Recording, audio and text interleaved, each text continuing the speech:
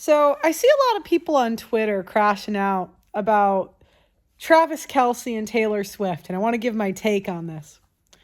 So Travis Kelce and Taylor Swift get married after Taylor Swift has had 22 ex-boyfriends. And all of the conservatives are celebrating. They're saying now women are going to go back to the kitchen and get married and da-da-da-da-da, whatever. And this is a little bit naive to think that the culture is going to change because of Taylor Swift. Because any woman that takes the commitment like as serious as marriage, so unseriously, you could say, that they do it because of a cultural trend is going to be divorced immediately. And the other thing I didn't really understand, that conservatives were celebrating is there's nothing traditional about this marriage. She waited till she was 35. I think actually she's almost 36. She had 22 ex-boyfriends. And these are the same conservatives that say women don't sleep around and get married or don't have a hoe phase. But I'm like, this girl had a hoe phase and you guys are celebrating it. And she's probably going to have kids through IVF. Like, I don't think 36-year-old women have kids naturally, not normally anyways. So this is a very modern marriage, and conservatives are celebrating and pushing this. And I want to be clear that what this is going to do, it's not going to convince women to get married. It's going to convince women that you can wait till 36 and get a Travis Kelce. Like, I saw this Brett Cooper video today, and she's like, this is going to show women that you shouldn't wait around for a guy. You got to get a guy that gives you exactly what you want, exactly when you want it. And I'm like, she didn't say it like that, but that's how I took it. And and I'm like, Brett, most of the women I know in real life that got rings waited 5 to 10 years to get it because the risk is so high. Like, you're kind of in an influencer girl bubble. We get to move. Women tend to get to move differently when they're high status, high fame, and high income. So I was just thinking, I'm like, I really don't. I see women thinking they're going to get a Super Bowl champion at 36. I think that's how it'll go. Now, my third point is going to be to the guy saying Taylor Swift's ran through and this is a bad deal and yada, yada, yada. I actually don't think this is as bad of a deal for Travis Kelce as some may think I would.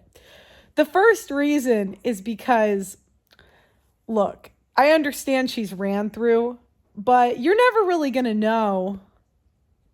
What a woman did. Most of you guys met your girlfriends on dating apps. A lot of guys that say their girlfriends are different, they're like from different countries or different cities. Like, there's no verifiable way that we can verify they're in fact not like that. May not be evidence.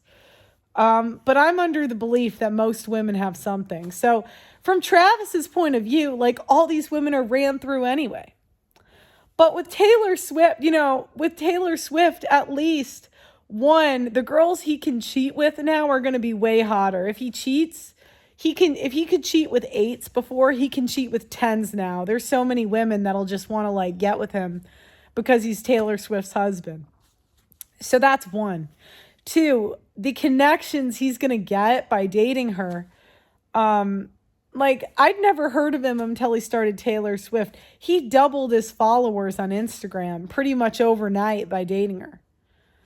And if he divorces, he could hypothetically put her on alimony and child support. I mean, yeah, she'll take the kids, but the woman's going to take the kids anyway. A lot of people aren't factoring in. Sometimes when men get to a certain level, they really only want to deal with women with something to lose because, for example, I always use him. I feel bad because Crowder, we love you, but we got to be honest here. He dated Hillary Crowder, and all of you white knights on this app caped for her when she called him abusive. She wasn't famous before. She had no social media, but she certainly was famous after.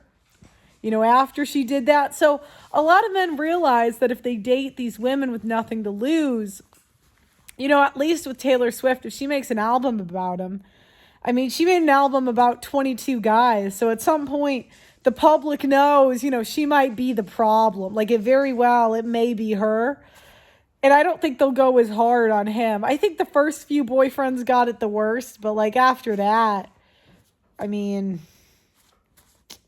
And the third point I'm going to make is in the future, people are just going to use their relationships to build brands. That's what you see with all the trad e-girls. That's what you saw with the Sarah Stock. You know, using the ring to signal status, build a brand. That's pretty much what all the e-girls and the future is going to be of relationships. I don't say this is bad or good, but I don't think my point is this. I don't think Travis Kelce took as big of an L as conservatives are saying. I don't. Not conservative, as a lot of in the red pill are saying. I don't think that conservatives should be celebrating, because this is going to convince women to wait longer and have higher standards, and that Travis Kelce will come. This will not encourage women to get married, I promise you. This is not going to solve the birth rate. I don't sell hope here. This is also not going to solve it's not going to solve you know, the marriage rate. That's not going to go up. And anyone trying to convince you of that is just trying to sell you an ideology. And conservatives, you're celebrating this, but this is not a traditional marriage. And this is not, yeah. But yeah, that's my take. Let me know what you guys think in the comments. Like the video, subscribe, and I'll see you next time.